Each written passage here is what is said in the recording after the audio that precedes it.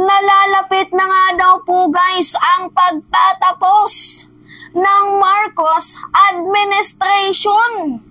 Yan po guys ang mga may init, maaanghang na banat ng iilang grupo sa ating Pangulo nung narinig nila ang stand ni President Marcos ukol dito sa usaping International Criminal Court nung ito po ay napag-usapan. So ngayon guys, sinasabi nila na wala daw maayos na pag-iisip itong ating Pangulo. Nakakahiya daw po ang ating presidente.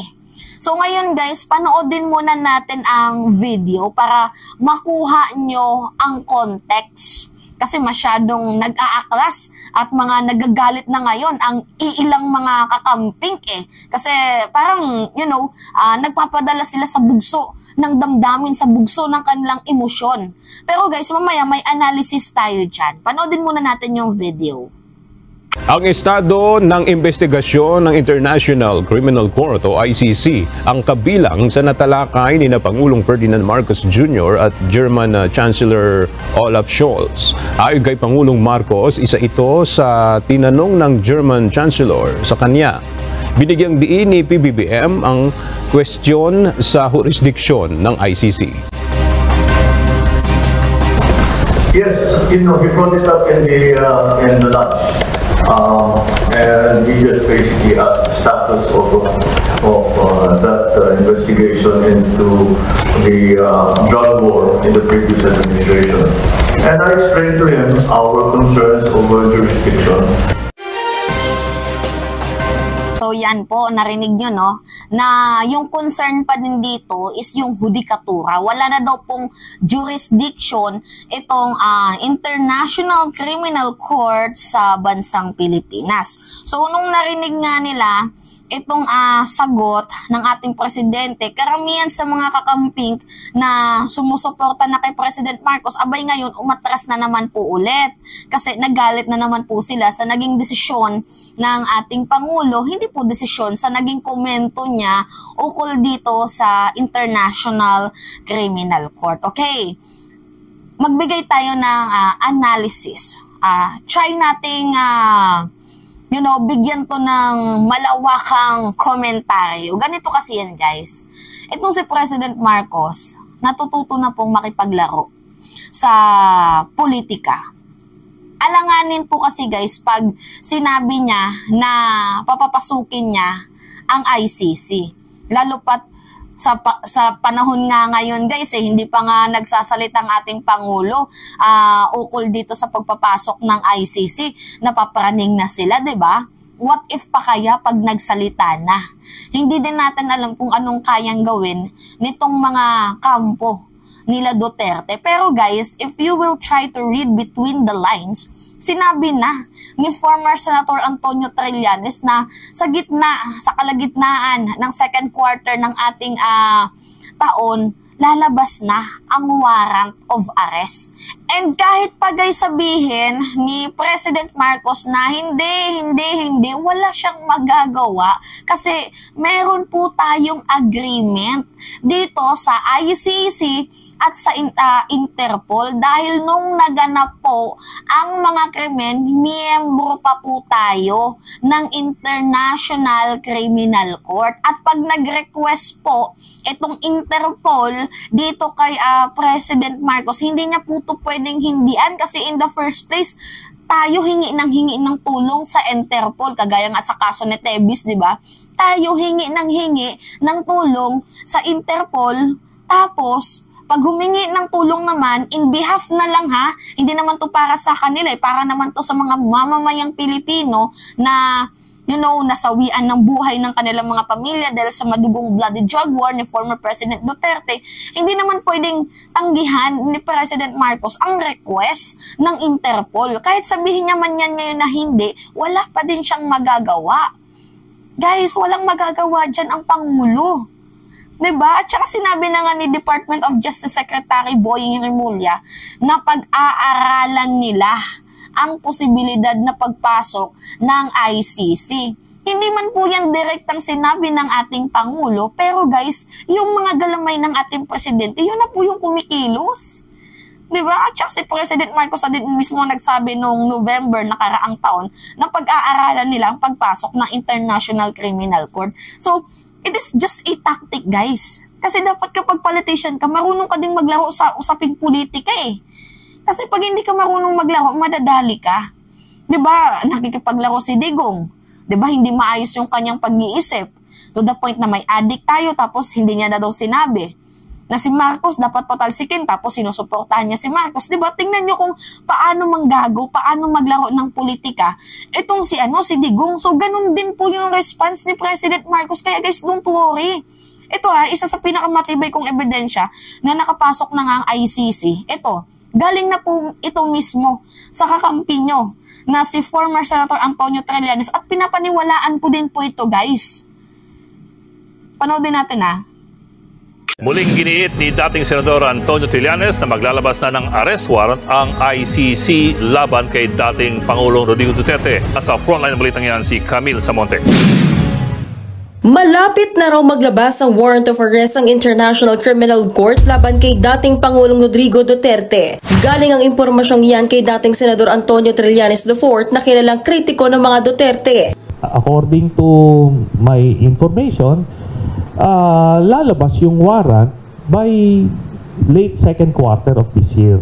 Kaya nga hindi na nakakatulog eh. Kung malayo pa ito, malabo yan, bakit nagpapanik itong mga ito?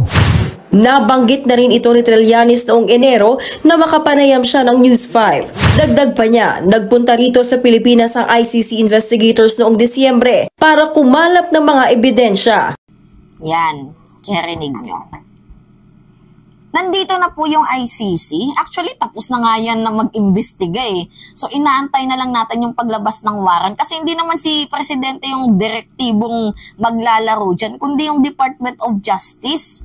Hindi nga natin alam kung gaano nakadaming papel or gaano nakadaming mga testimonies or mga nakalap na impormasyon ang hawak ng International Criminal Court. Kasi nga, sabi nga ni yung lawyer din na isa, yung babae, na napaka-secret po itong investigation na to na hindi dapat isa publiko.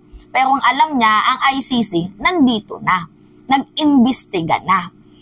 So, di ba guys, yun ang paniniwalaan natin. Siyempre, ang ating Pangulo, anong paniniwala natin? Yung mga kakamping na nagsasabi na galit sa ating Pangulo? Or yung yung kontis ba yun?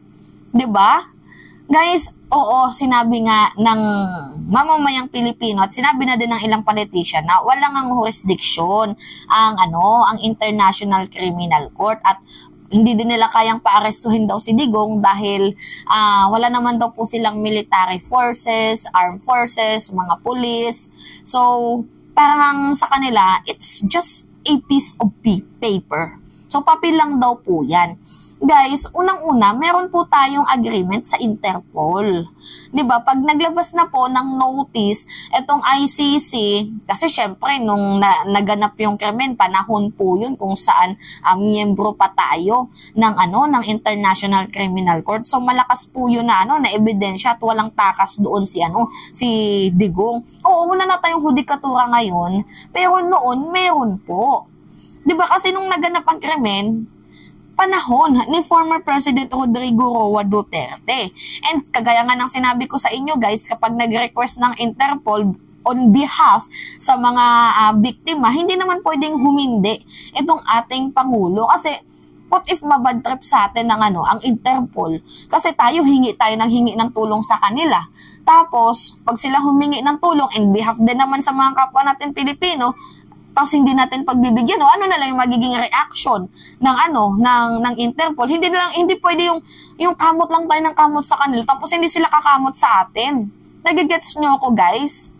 'Di ba? So mayroon pong agreement itong ating bansang Pilipinas, hindi lang sa ICC, pati na din po sa Interpol. So guys, try to read na lang between the lines.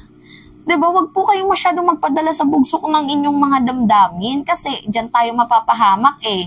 Kapag maging maingat tayo sa mga ating binibitawang statement. 'Di ba? Although mahalaga yung tanong na yan kasi syempre sa Germany, mahalaga yung human rights human rights advocates na yan, mahalaga sa kanila.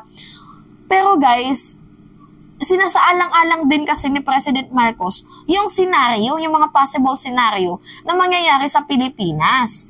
'Di ba? Ngayon pa nga lang na hindi pa masyadong si President Marcos sa ICC, napaparaning na sila. What if pa kaya pag sinabi niya na oo? Ano na lang magiging reaction niyan? Sa confidential funds pa nga lang, guys.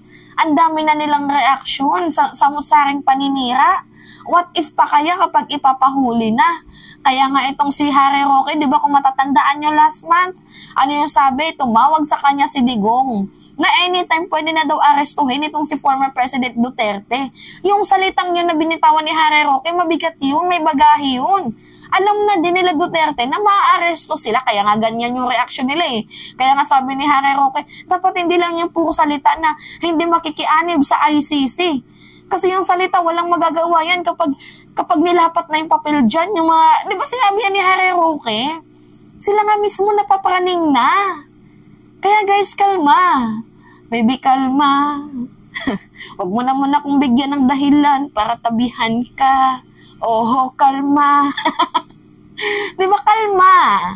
Mga Pilipino, ayoko na magkaroon tayo ng lapses sa mga kakampings dyan or sa mga dilawan. Kasi nga, tayo na to, nagkakampihan na tayo eh. Huwag nyo nang hayaan na sirain tayo. Di ba? It's a natural phenomenon na marunong ka dapat makipaglaro sa usaping politika. Pero guys, nakikita nyo naman si Trillanes nagsalita na. Si DOJ nagsalita na. Diba kaya wala nang dyan guys, wala na din yan silang kawala at higit sa lahat may obligation tayo dito sa Interpol at sa International Criminal Court. So don't worry guys, ayoko na magkaroon tayo ng lapses. Yun lang yung akin dito. So yun lang. Anyway, it's me again guys, si Mima Alicia nyo. Nagbabalik ulit para sa ating panibagong review.